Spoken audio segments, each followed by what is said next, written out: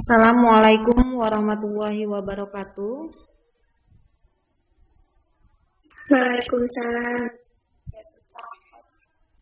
Alhamdulillah, siang hari ini kita semua masih diberikan kesehatan sehingga kita semua dapat berkumpul ya, dapat bertatap muka, bukan berkumpul, dapat bertatap muka walaupun melalui media daring ya, media Google Meeting. Baik, sebelum memulai pelajaran kita hari ini, mari kita berdoa menurut agama dan kepercayaan masing-masing. Berdoa dimulai.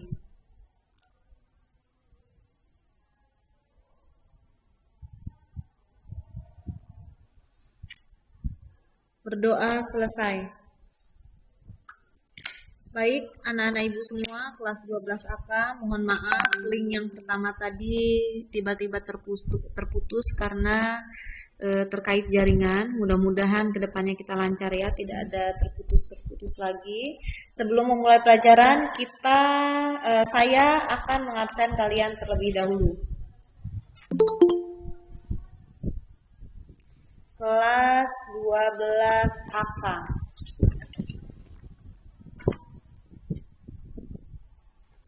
Ajeng,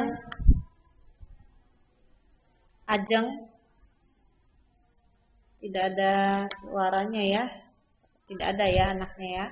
Kemudian Aurora, Ibu. Christina Natalia, Christina tidak ada. Kemudian Desi Fitria Hadir, Bu. Desi Fitria hadir. Dewi Soraya Dewi Soraya tidak ada. Dwi Nuraini oke. Hana Regina Hana mana Hana? Ada. Ika Aulia,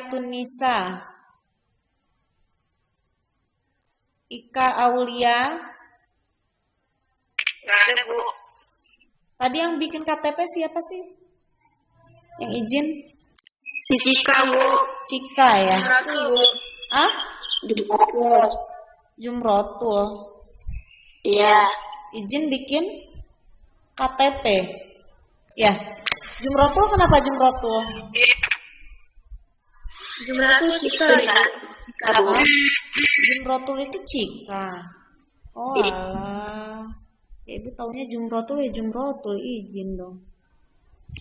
Oke. Ika tadi mana Ika? Ada nggak Ika? Tidak ada ya Ika ya.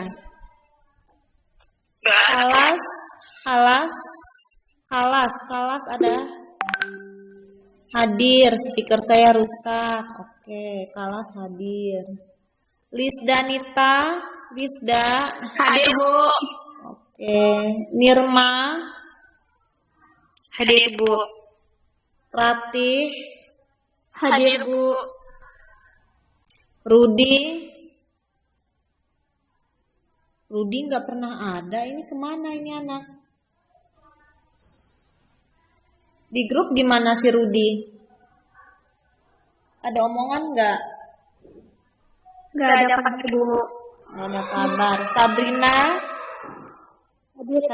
hadir. Siti Hamidah Hadir, Bu. hadir. Vidya Hadir, Bu. hadir. Vita, bagaimana ini Vita? Masih belum bisa ya? Masih belum bisa, Bu. Yesa Febiola. Yesa, ini ada di sini bergabung tapi nggak ada suaranya ini Yesa. Hadir, Bu. Pokoknya walaupun ada di Google Meeting tapi tidak ada suaranya, ibu tidak mau mengabsen ya karena besar kemungkinan kalian masuk Google Meet tapi kalian tidur tahu-taunya. Takutnya gitu loh. Makanya saya mau ada suaranya ya. Yuni Rahmawati. Hadir, Bu. Oke, oke baiklah. Sudah saya absen. Ada beberapa teman kalian yang tidak mengikuti Google Meet, mungkin ya terkendala kuota mungkin dan izin ya. Kita langsung mulai saja materi kita hari ini.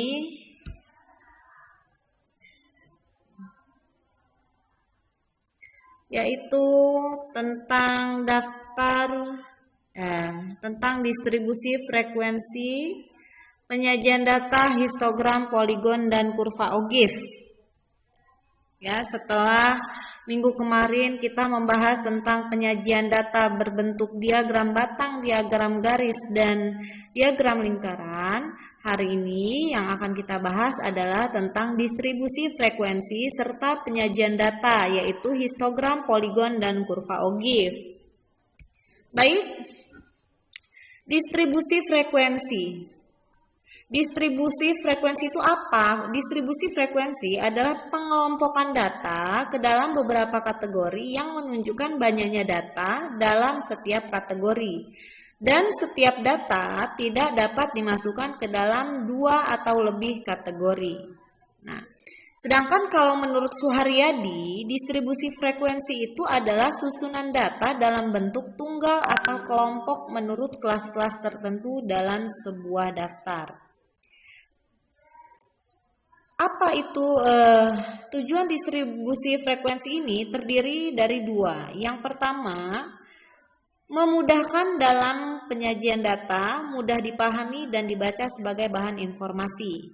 Kedua, memudahkan dalam menganalisa data, menghitung data, dan membuat tabel grafik atau kurva. Ya, itulah tadi tujuan distribusi.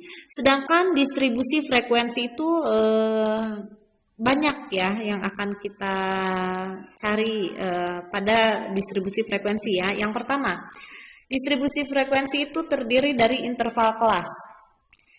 Ya, apa itu interval kelas? Interval kelas itu tiap-tiap kelompok disebut interval kelas atau sering disebut interval atau kelas saja. Jadi tiap-tiap kelompok itulah yang disebut dengan interval kelas. Sementara range itu apa sih? Range adalah selisih antara nilai tertinggi dan terendah. 3. Batas kelas. Batas kelas itu berdasarkan tabel distribusi frekuensi batas kelas bawah dan batas kelas atas. Jadi batas kelas itu ada batas kelas bawah dan batas kelas atas ya. Itu ada di daftar tabel distribusi frekuensi. Kemudian yang keempat itu adalah tepi kelas. Tepi kelas itu batas nyata kelas. Nah, untuk mencari tepi kelas dapat dipakai rumus berikut. Jadi kalau untuk mencari tepi bawah, tepi kelas bawah itu batas bawah dikurangi 0,5.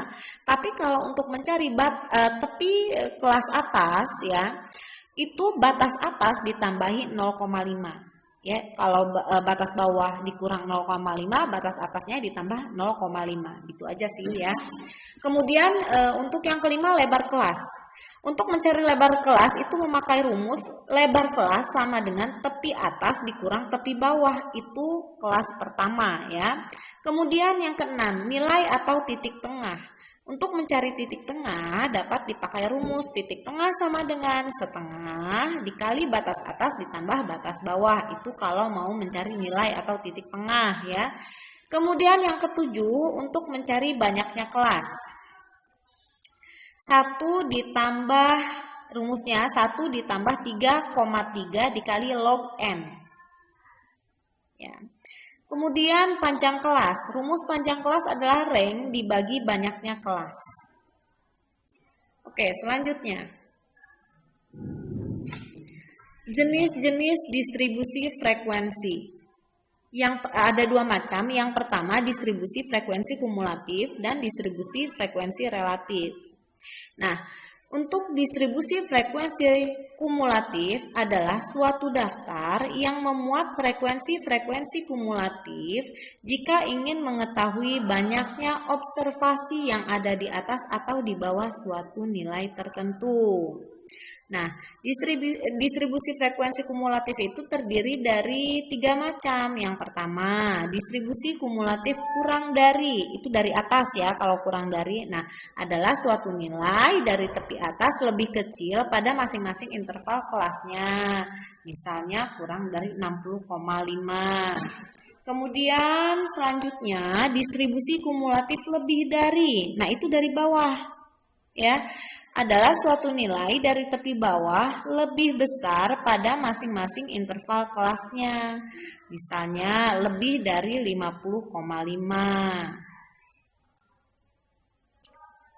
Selanjutnya, distribusi frekuensi kumulatif relatif. Nah, adalah nilai frekuensi untuk kelas tersebut kumulatif atau kumulatif kurang itu ditambah atau kumulatif lebih itu dikurang dengan jumlah frekuensi pada setiap kelas dari kelas pertama. Yang kedua, distribusi frekuensi relatif adalah perbandingan daripada frekuensi masing-masing kelas dan jumlah frekuensi seluruhnya dan dinyatakan dalam persen. Nah, ini untuk distribusi frekuensi relatif ini kita menyatakannya dalam persen. Nah, ini akan kita bahas nanti pada contoh soal ya. Selanjutnya, penyajian data, histogram, poligon, dan kurva Ogif. Nah, histogram itu apa sih histogram itu? Data yang telah disusun dalam bentuk tabel distribusi frekuensi dapat disajikan dalam bentuk diagram. Nah, itulah disebut dengan histogram. Berikut adalah beberapa pengertian histogram. Histogram yaitu merupakan grafik dari distribusi frekuensi suatu variabel. Tampilan histogram berupa petak-petak 4 persegi panjang sebagai sumbu horizontal atau absis sumbu X. Boleh memakai tepi-tepi kelas, batas-batas kelas, atau nilai-nilai variabel yang diobservasi. Sedang sumbu vertikal atau ordinat sumbu Y menunjukkan frekuensi untuk distribusi bergolong atau kelompok yang menjadi absis adalah nilai tengah dan masing-masing kelas. Sebenarnya histogram ini diagram batang ya, bentuknya seperti diagram batang, itu histogram ya. Sedangkan menurut Hasan, histogram merupakan grafik batang dari distribusi frekuensi. Histogram adalah diagram kotak yang lebarnya menunjukkan interval kelas, sedangkan batas-batas tepi kotak merupakan tepi bawah dan tepi atas kelas yang tingginya menunjukkan frekuensi batas kelas tersebut pada kelas tersebut. Poligon, nah itu kalau histogram ya, histogram menurut Hasan ya. Poligon frekuensi merupakan grafik garis dari distribusi frekuensi. Tampilan poligon berupa garis-garis patah yang diperoleh dengan cara menghubungkan puncak dari masing-masing nilai tengah. Nah, ini menurut Hasan ya. Jadi kalau poligon itu lebih ke grafik garis ya. Kemudian grafik Ogif terbuat dari daftar sebaran, frekuensi kumulatif kurang dari dan frekuensi kumulatif lebih dari. Nah, hal ini sependapat dengan Siregar untuk membuat grafik Ogif terlebih dahulu mencari nilai frekuensi kumulatif. Jadi kalian tidak bisa membuat grafik Ogif jika kalian belum membuat atau mencari nilai frekuensi kumulatifnya. Jadi kalian harus mencari nilai frekuensi kumulatifnya. Sedangkan nih, langkah-langkah membuat grafik Ogif antara lain. Yang pertama, menentukan nilai frekuensi kumulatif. Yang kedua, menentukan frekuensi kumulatif positif dan negatif. Nah, jadi Ogif itu ada Ogif positif dan ada Ogif negatif. Ogif adalah grafik yang digambarkan berdasarkan data yang sudah disusun dalam bentuk tabel distribusi frekuensi kumulatif.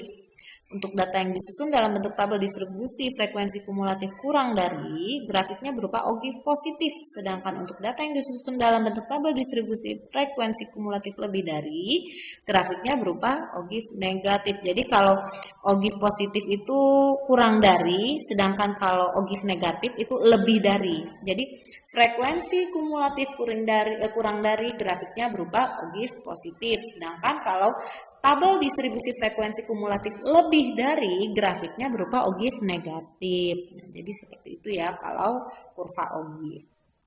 Contoh soal. Perhatikan daftar hasil ujian statistik berikut. Nah, ini daftar hasil ujian statistik. Ini nilainya ya. Ada nilai 80, 85, 75, 55, 85 dan seterusnya. Nah, dari daftar hasil ujian statistik ini kita buat tabel frekuensinya terlebih dahulu. Tabel frekuensi ya, seperti contoh pada minggu kemarin untuk membuat tabel frekuensi sudah pernah saya jelaskan ya.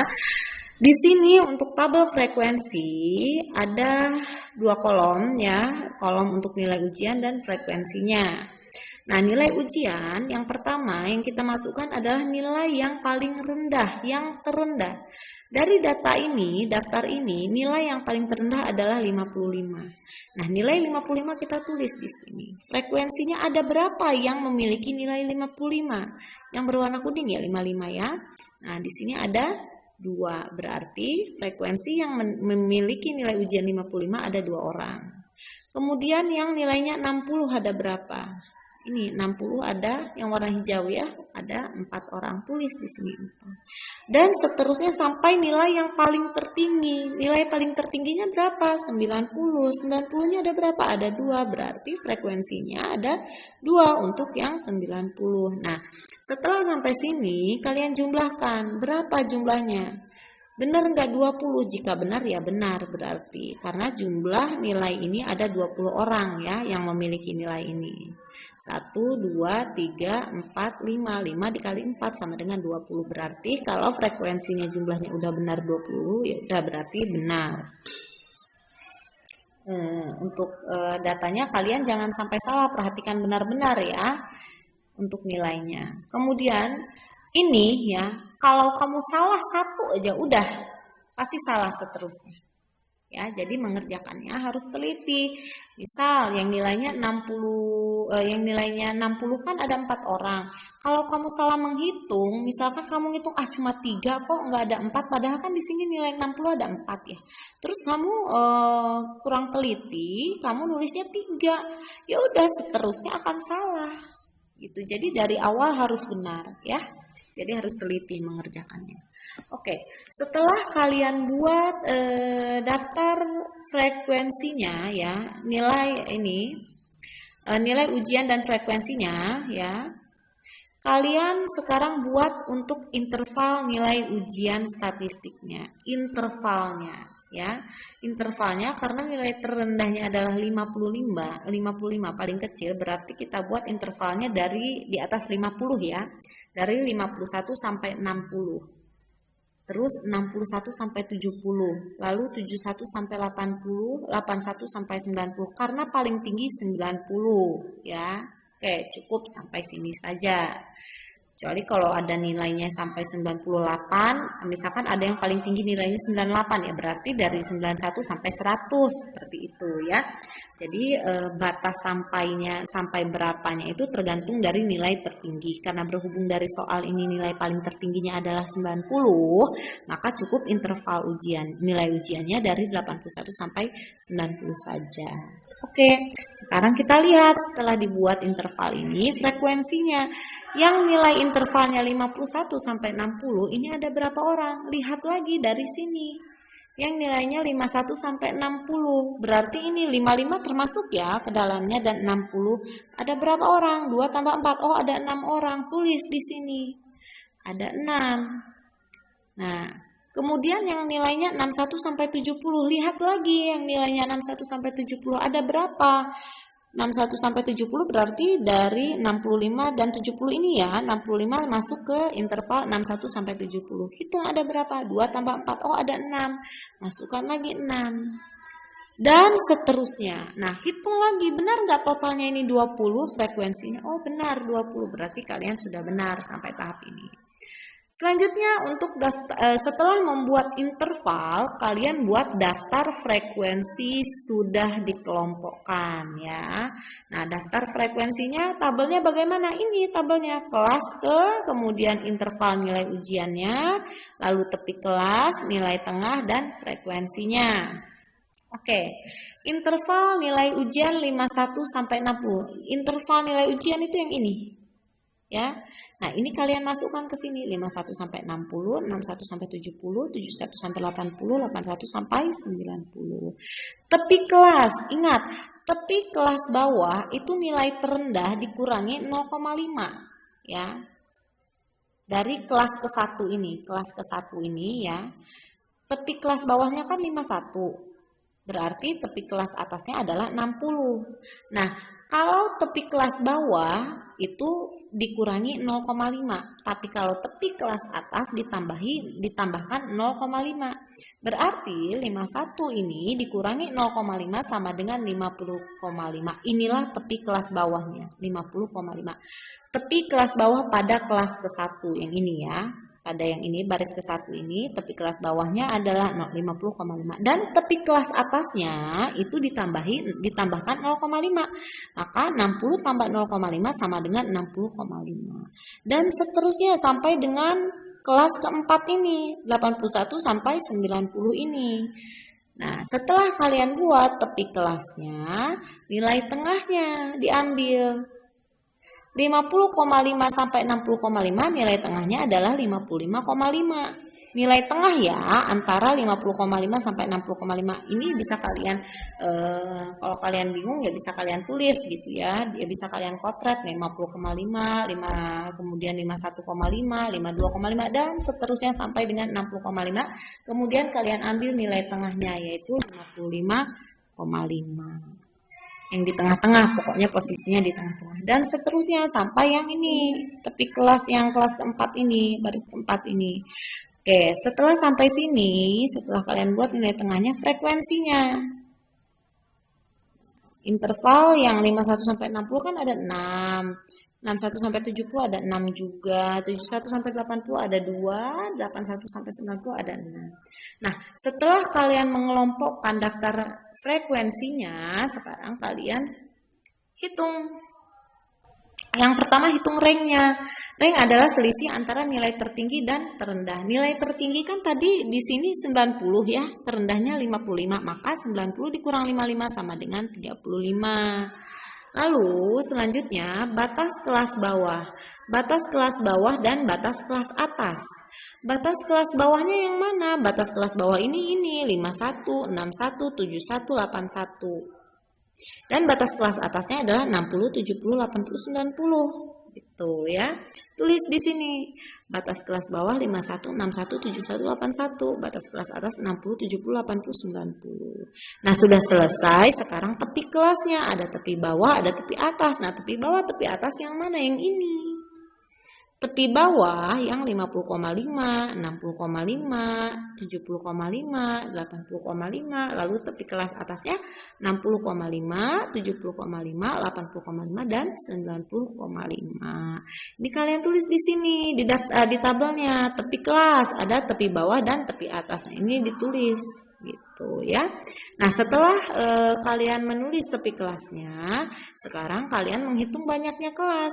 Banyaknya kelas itu rumusnya adalah 1 ditambah 3,3 dikali log n ya. Nah, di sini banyak kelas. Jika kita lihat rank-nya 35, rank-nya kan 35 nih, maka kemungkinan kelasnya 4 atau 5 kelas. Oke, sekarang kita cari banyaknya kelas menggunakan rumusnya 1 ditambah 3,3 dikali log n. N-nya berapa? N-nya adalah 20. 20 dari mana ya jumlah ini?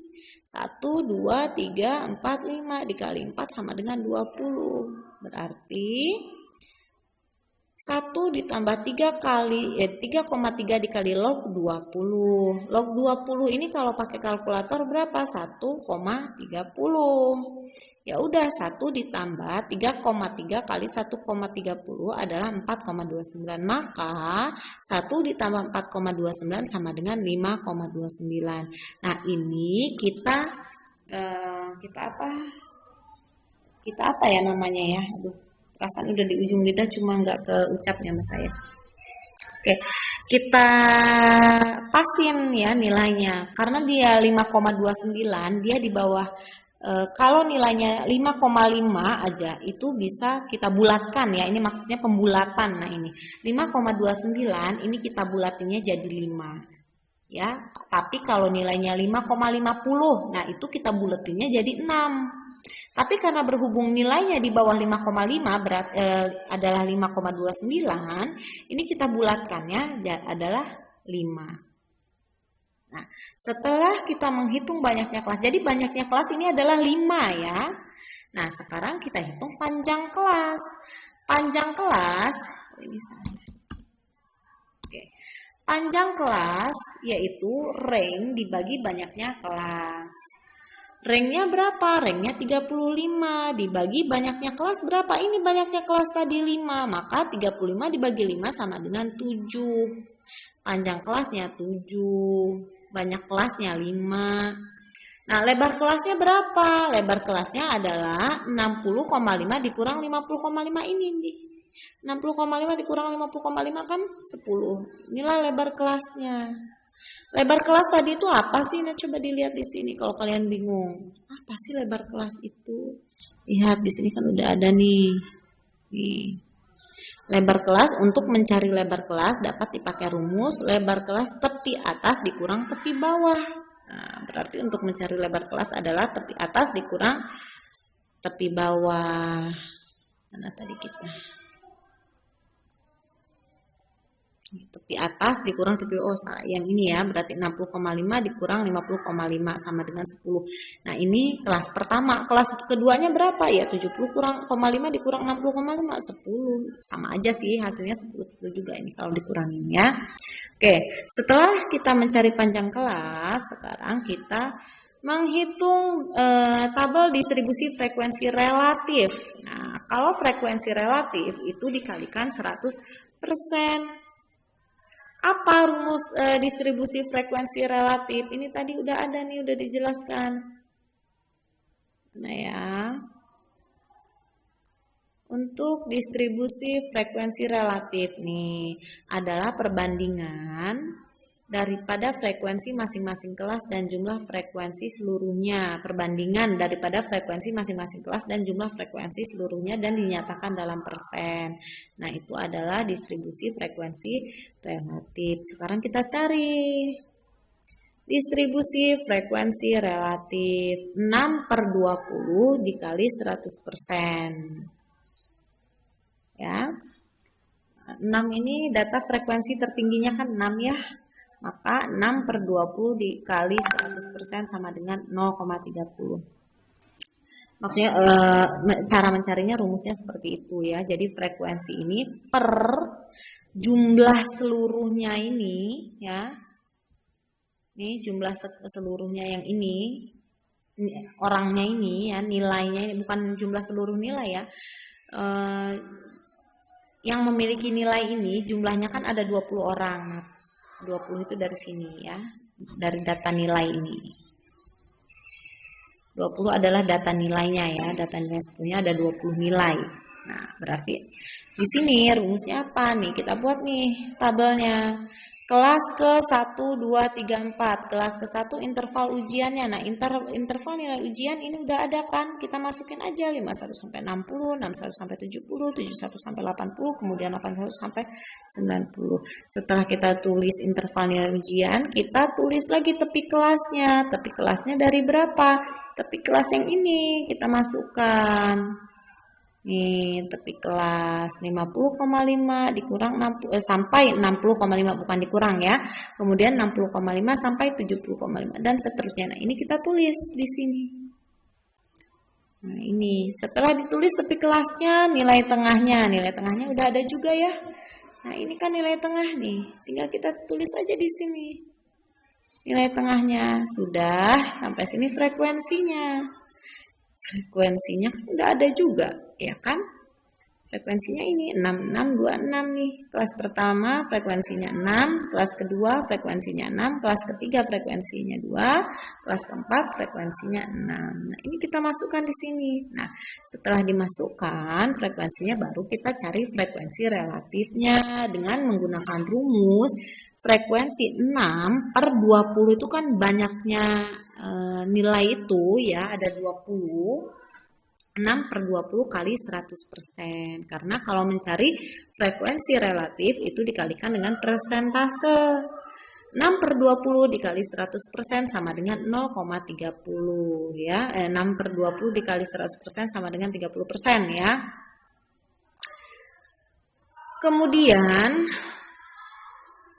Kemudian yang kelas kedua ada 6 juga, maka 6 per 20 dikali 100% sama dengan 30% juga. Lalu 2 per 20 dikali 100% itu sama dengan 10%. Lalu 6 per 20 dikali 100% sama dengan 30% juga. Total seluruhnya adalah 100%. Tidak boleh lebih dari 100% dan juga tidak boleh kurang dari 100%. Nah, setelah kita membuat tabel distribusi frekuensi relatifnya, sekarang kita buat lagi distribusi frekuensi kumulatif kurang dari dan distribusi frekuensi kumulatif lebih dari. Ini untuk menggambar OGIF-nya nanti. Nih, kurva OGIF-nya nih. Nah, untuk distribusi frekuensi kumulatif kurang dari yang kita pakai adalah nilai tepi atas. Nilai tepi atasnya itu yang mana? Yang ini 60,5, 70,5, 80,5, 90,5. Ingat ini kumulatif ya. Frekuensi kumulatif kurang dari. Nilai yang kurang dari 60,5 adalah 6. Nih, ya. Yang kurang dari 60,5 adalah 6 ini. Kemudian yang nilainya kurang dari 70,5 ada berapa? 6 tambah 6, 12. Yang nilainya kurang dari 80,5 ada berapa? 6 tambah 6 tambah 2 ada 14. Oke. Kemudian yang nilainya kurang dari 90,5 ada berapa? Ya semuanya berarti. Nah, begitu juga dengan distribusi frekuensi kumulatif lebih dari. Yang lebih dari ini nilai tepi bawah kan lebih dari 50,5 ya. Nih. Tepi bawah itu yang mana? Yang ini 50,5, 60,5, 70,5, 80,5. Ini adalah nilai tepi bawah. Berarti yang nilainya lebih dari 50,5 ada berapa? Semuanya 20 ini. Nah, kemudian yang nilainya lebih dari 60,5 kurangin 1 ini 6-nya. Ini dikurangin 1. 6 ini. Jadi sisanya ada berapa? 6 tambah 6 tambah 2. Jadi ada 14. Kemudian yang nilainya lebih dari 70,5 yang ini yang kita jumlahkan 6 tambah 6 ini sama dengan 12. Kemudian yang nilainya lebih dari 80,5 sisa ini 6. Yang nilainya ini 6 ya. Lebih dari 80,5 adalah 6. Nah, setelah kita buat tabel distribusi frekuensi kumulatif kurang dari dan lebih dari, lalu kita buat histogramnya. Nah, histogram itu seperti kata saya tadi ya, yang sudah saya jelaskan di atas, itu berbentuk diagram batang. Dengan bagian bawah atau ini yang horizontal, ini merupakan nilai ujian. Sedangkan yang tegak ke atas ini adalah frekuensinya. Nah, untuk nilai ujian ini kita buat pakai intervalnya saja yang nilainya 51 sampai 60. Ini intervalnya di sini ya. Sedangkan ini frekuensinya ada 6 orang. Tulis di sini diagram batangnya. Oh, ada 6. Kemudian yang nilainya 61 sampai 70 ada 6 juga. Oh, sampai sini. Ingat ya, untuk frekuensi ya, frekuensi yang sumbu ini, sumbu Y biasa kita nyebutnya, kalau yang mendatar ke bawah ini sumbu X, kalau yang vertikal ke atas kita biasa sebut dengan sumbu Y ya. Untuk sumbu Y ini isinya untuk frekuensinya saja, sedangkan ini untuk nilai ujiannya, interval nilai ujiannya kan kita buat intervalnya saja ya, 51 sampai 60, 61 sampai 70, 71 sampai 80 dan 81 sampai 90. Oke, untuk frekuensi ini kalau kalian misalkan menulisnya sampai 6 saja tidak masalah, tidak perlu sampai 7. Tapi kalau kalian pengen lebihin 1 jadi 7 enggak boleh, enggak masalah, enggak pengaruh. Asal kalian nulisnya jangan kurang dari 6 ya. Karena untuk frekuensinya yang nilainya yang paling tertinggi ada 6. Maka kalian buat sampai 6 juga boleh. Lebih dari 6 juga boleh, asal tidak boleh kurang dari 6. Oke, sekarang yang interval nilainya 51 sampai 60 itu kan ada 6 orang. Udah, berarti sampai sini. Ini bentuk diagram batangnya. Kemudian 61 sampai 70 ada 6 orang juga, sampai sini juga. 71 sampai 80 ada 2 orang. 81 sampai 90 ada 6 orang. Nah, inilah diagram batangnya. Nggak perlu dikasih garis biru ini juga nggak masalah sih, garis yang biru ini nih, kan ya ada garis biru, nggak perlu dibuat garis biru ini juga nggak masalah sih. Ya, jadi ngebuatnya ya grafik biasa aja gitu, tanpa embel-embel ini juga nggak masalah ya. Jadi bentuk pembuatan diagram batang tuh bermacam-macam bentuknya ya. Kayak gini juga benar. Seperti contoh yang minggu kemarin juga sah-sah saja, boleh-boleh saja ya. Yang penting histogram itu bentuknya seperti diagram batang. Nah, ini ada penjelasannya nih. Histogram ini merupakan bagian dari grafik batang di mana skala horizontal mewakili nilai-nilai data kelas dan skala vertikal mewakili nilai-nilai frekuensinya. Nah, ini nilai data kelasnya, ini nilai interval 51 sampai 60 ya, ini nilai interval ujiannya. Sedangkan ini frekuensinya. Nah, histogram dibuat setelah tabel distribusi frekuensi data pengamatan dibuat untuk memberikan gambaran nilai yang terbesar dengan frekuensinya. Sebaliknya, dapat pula mengamati nilai terkecil dengan frekuensinya.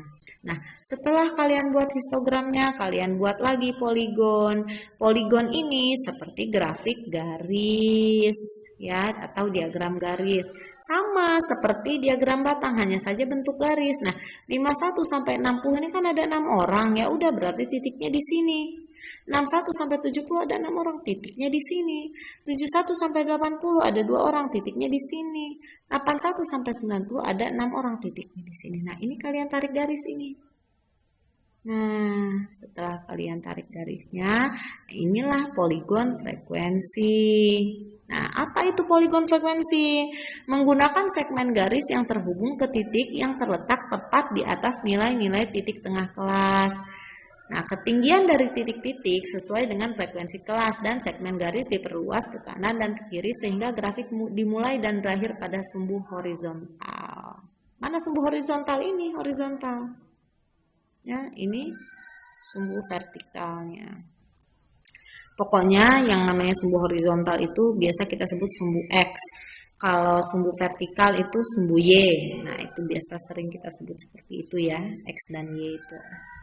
Sumbu X dan sumbu Y. Nah, oke, selanjutnya yaitu kurva Ogif.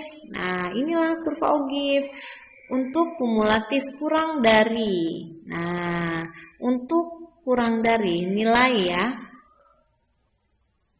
Kita lihat dari sini. Datanya yang mana sih? Datanya ini nih.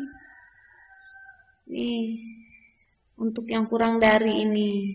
Nah, nilainya adalah 60,5, 70,5, 80,5 dan 90,5. Nah, kita buat di sini. 60,5, 70,5, 80,5 dan 90,5. Nah, yang nilainya kurang dari 60,5 ini ada berapa? Lihat di sini ada berapa? 60,5. Ada 6 nih, ada 6 ya. Yang kurang dari 60,5 ada 6. Berarti otomatis di sininya adalah 6 nih. Enggak, titiknya di sini. Nah, ini kan garisnya 5 ya. Nih, ini kan garisnya 0, 5, 10, 15, 20, 25. Nah, berarti titik 6 itu di atas angka 5 ini sedikit nih. Di atas ini sedikit nih. Nih. Ya. Kelihatan kan? Ini ada sedikit jarak nih. Kalau seandainya di angka 5 ya berarti di sini posisinya di titik yang pas di garis 5 ya. Karena ini 6 berarti di atas 5, di atas garis 5 ini posisinya. Titik awalnya. Nah, sinilah 6. Kemudian yang nilainya 70,5 ada berapa? Kurang dari 70,5 ada 12 orang. Ya udah, 12 orang di mana? Di sini di atas 10. Di sini nih. Ini nih. 12 orang. Kemudian yang nilainya kurang dari 80,5 ada berapa? Ada 14 orang. Berarti kalau 14 orang di bawah garis 15 ini nih. Ini nih titik 14 nih. Nah, kemudian yang nilainya kurang dari 90,5 ada berapa orang? Ada 20 orang atau ada berapa ini? Ada 20 orang ya. Ini 20 orang kan? Yang nilainya kurang dari 90,5 ada 20 orang. Maka karena dia ada 20 orang pas di garisnya. Ini gitu ya. Nah, di sini OGIF itu apa sih? OGIF adalah grafik garis yang menggambarkan frekuensi kumulatif, seperti daftar distribusi frekuensi kumulatif. Kemudian perhatikan bahwa batas-batas kelas dihubungkan oleh segmen garis yang dimulai dari batas bawah kelas pertama dan berakhir pada batas atas kelas terakhir.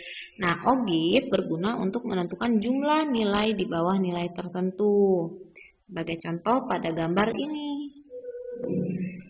Pada gambar berikut ini menunjukkan bahwa 20 mahasiswa mendapatkan nilai kurang dari 90,5. Jadi kalau kurang dari itu dia naik ke atas gini. Ya, kalau lebih dari menurun. Gitu. Kemudian untuk kurva OGIF kumulatif lebih dari. Nah, lebih dari yang mana? Ini kita lihat di sini.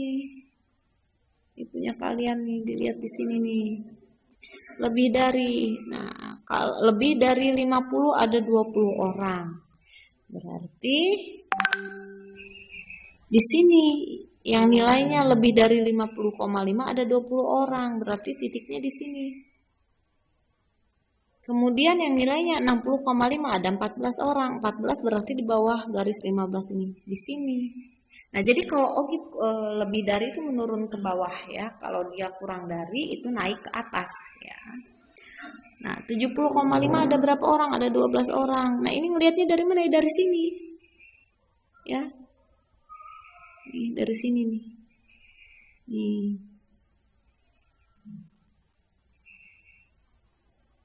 Itu. Kemudian yang nilainya 80,5 ada 6 kan? Nah, berarti di atas garis 5 ini sedikit. Nah, sini posisinya 6. Nah, ini adalah OGIF kumulatif lebih dari.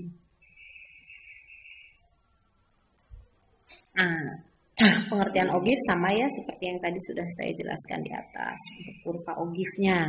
Oke, sampai sini apakah ada yang mau ditanyakan? Apakah ada yang mau ditanyakan? Tidak, Bu. Ada, Bu. Oke, jika tidak paham tidak? Paham, Bu. Oke, kalau sudah paham, silahkan kalian langsung menuju ke Google Classroom-nya. Di situ nanti kalian ada PPT yang sudah saya berikan ini. Lalu ada tugas dari saya. Nah, tugasnya mangga silahkan kalian print boleh ya. Kalau tidak bisa ngeprintnya kalian tulis di kertas folio bergaris boleh atau di kertas HVS juga boleh ya. Kalian tulis tugasnya nanti seperti ini bentuk tugasnya. Ini sudah saya share di Google Classroom kalian ya. MTK. Oke, sebentar ya. Oh, salah statistika ya kita sekarang. Nah, ini soalnya yang ini.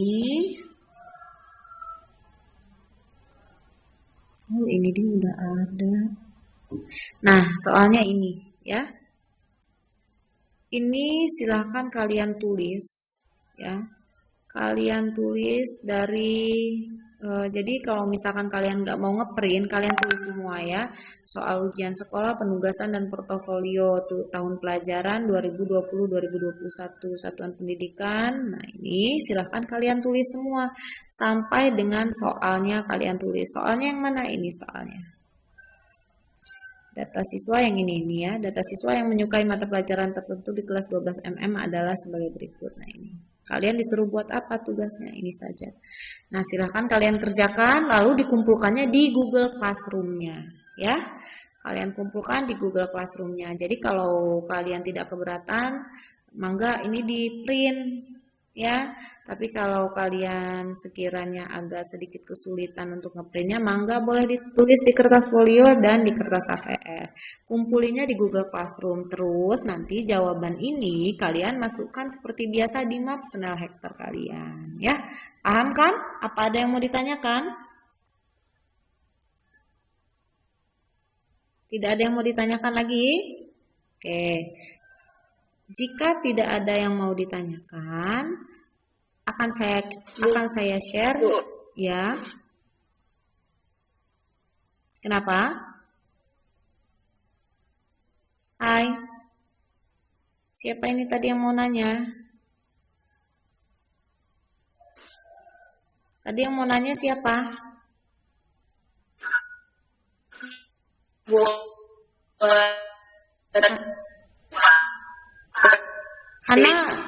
Hana suaranya putus-putus, coba. Hana suaranya putus-putus. Coba Hana tulis di sini apa yang mau Hana tanyakan. Ya. Suara Hana putus-putus. Ya. Jaringannya nih. Mohon maaf tadi gangguan ya, kayaknya ini tiba-tiba saja saya keluar ya. Oke, jika tidak ada yang ditanyakan, saya akhiri. Wassalamualaikum warahmatullahi wabarakatuh.